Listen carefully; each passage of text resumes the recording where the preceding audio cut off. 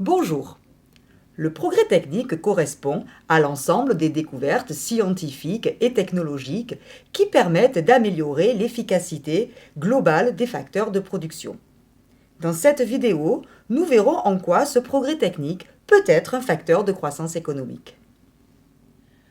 Joseph Alois Schumpeter, dans Business Cycles, publié en 1939, va mettre en évidence une relation entre le progrès technique et la croissance économique.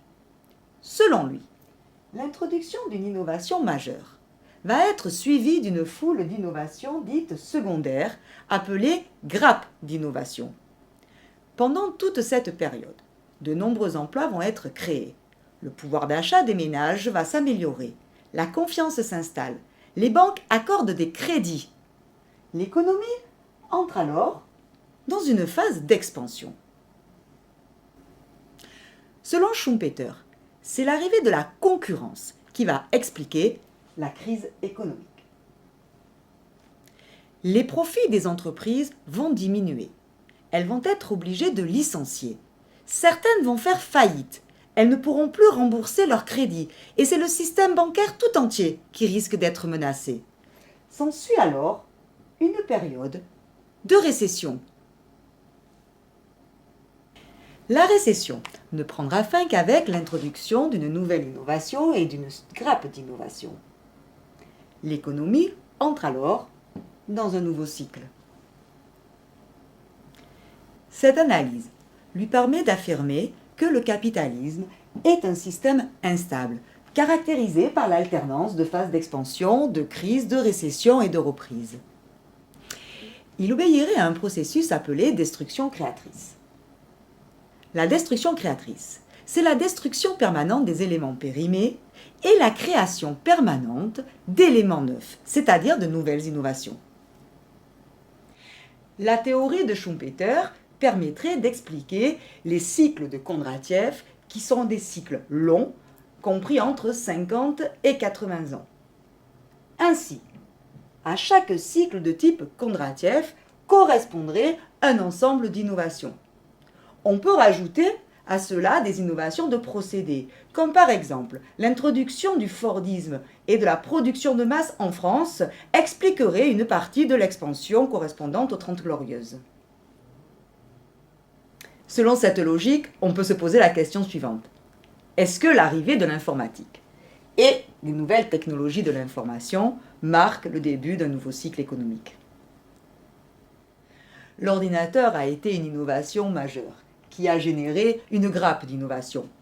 Des imprimantes, des logiciels, de nombreux accessoires, des activités de maintenance, mais également des meubles adaptés à son utilisation ou encore même des produits d'entretien. Aujourd'hui alors, où en sommes-nous? Sur la grappe d'innovation? En période d'expansion?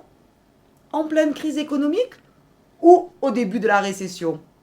Le débat reste ouvert.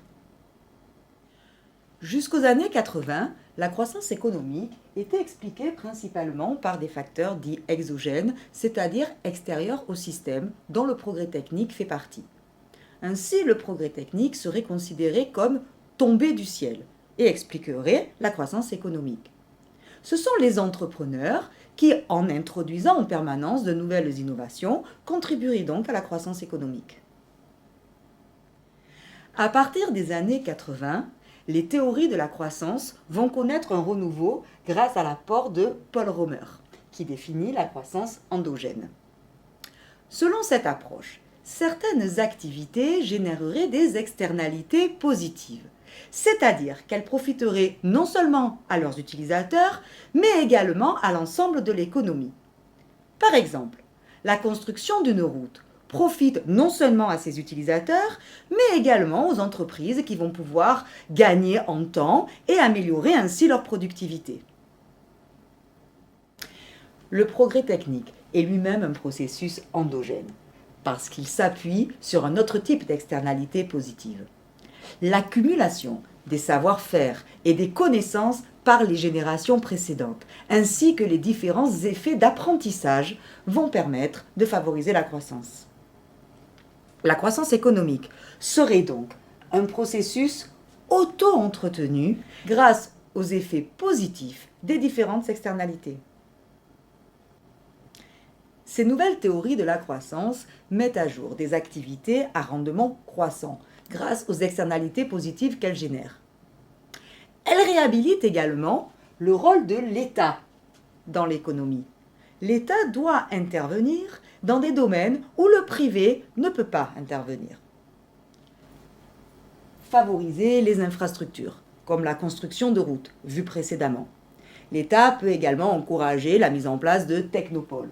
Un technopole regroupe sur le même site des universités, des centres de recherche, des entreprises, des services administratifs. La circulation de l'information est donc facilitée.